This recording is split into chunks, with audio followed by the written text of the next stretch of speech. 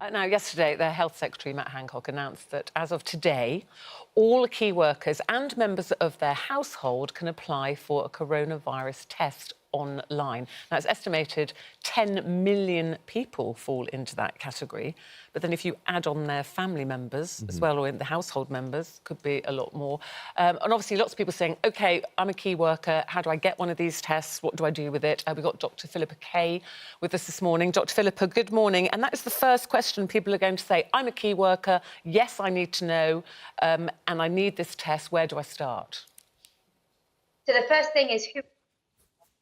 and that's the same list of people that would still be eligible to send their children if they have children to school. So that's everybody who works in the NHS, but also teachers, nursery staff, supermarket delivery staff, government workers, people working in the finance industry, dustbin people, all those people that we are relying on at the moment, and they are eligible for a test. You either go to the government website and register yourself through there, or if, for example, you work in a care home and it's a privately owned care home, your employer can register you in order for you to have a test. Then do you have to go out for this test? Because I think there are going to be some home testing kits and also testing centres. So how do you know which one you'll end up getting? So one of the problems has been people having to drive hundreds of miles to get to test centres, and if they're not feeling well, somebody else is driving them. And so what there are new test centres popping up. There are also mobile test centres, which the Army is involved in, and there are home testing kits. And so recently they've been doing some research to check whether or not people taking the swabs themselves is the same as a healthcare professional doing it. And it seems to be as accurate. So you might be sent a kit through the post, and the government are liaising with organisations like Amazon and local pharmacies and big companies like Boots in order to be able to do that. If you go to a test centre, then you'll get your results within 48 hours. And if you have it sent to your home, it will be within 72 hours so that we can keep that essential workforce moving. Is there a right way to test and a wrong way to test? In other words, you know, people will be saying, is this just a quick swab of the mouth? Is this a blood test? Is this a saliva test? What is the way to do this to make sure the test is valid and worthwhile? So it's not a little cheek swab. You have to, it looks like a cotton wool bud, a long one, and you have to get right to the back of the throat. So it almost makes you gag when you do it. And so if you're getting a home kit, it will come with really detailed instructions of how to do it. But please don't just swipe across your cheek. Definitely you need to be aiming right to the back of the throat, because what we don't want is for you to get a negative result because you took it just off your tongue or something. The virus is right at the back, and that's where we need to go for it. That sounds quite difficult to do because, you know, people's gagging reflex and things, but you have to do that. If it makes you gag, you still have to do that. The people who are applying for this, Philippa, it has to be only people who believe they have symptoms, because there might be a temptation for people saying, well, I'll just get tested anyway. I'm a key worker, I just need to know that I'm OK. So this is the test to tell you whether or not you have it, not whether or not you have had it. So the only time that you would want to test if you don't have symptoms is that you would want somebody else in your family to be tested if they have symptoms. So, for example, if one of my children had a temperature, although my children aren't key workers, because I am a doctor, my children could be tested, and that would therefore tell me whether or not I needed to isolate at home for 14 days. If they didn't have it, then I know that I could still go to work.